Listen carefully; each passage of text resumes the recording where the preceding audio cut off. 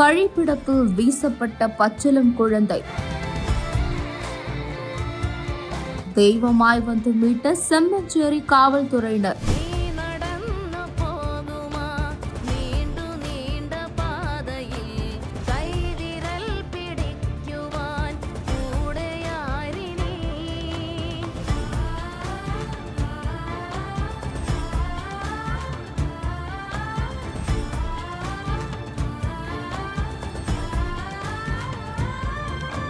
Chennai OMR சாலை சோழிங்கநல்லூர் ஆவின்பால் பண்ணை எதிரே உள்ள சென்னை மாநகராட்சி கழிப்பிடத்தில் பிறந்து சில நிமிடங்களே ஆன பச்சிளம் ஆண் குழந்தை ஒன்று அழுது கொண்டிருந்துள்ளது.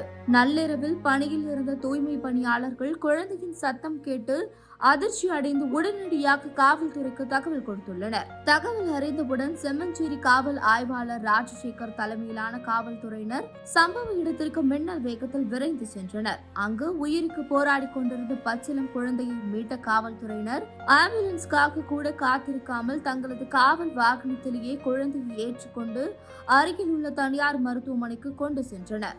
அங்கு குழந்தைக்கு முதலுதவி சிகிச்சை அளிக்கப்பட்டு உயிர் காப்பாற்றப்பட்டது.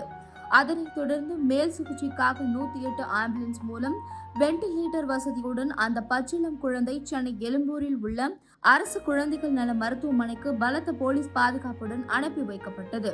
உரிய நேரத்தில் விரைந்து செயல்பட்டு ஒரு பச்சிளம் உயிரை காப்பாற்றிய செம்மஞ்சேரி காவல் ஆய்வாளர் மற்றும் போலீசாருக்கு தற்போது சமூக வலைதளங்களிலும் பொதுமக்கள் மத்தியிலும் பாராட்டுகள் குவிந்து வருகின்றன.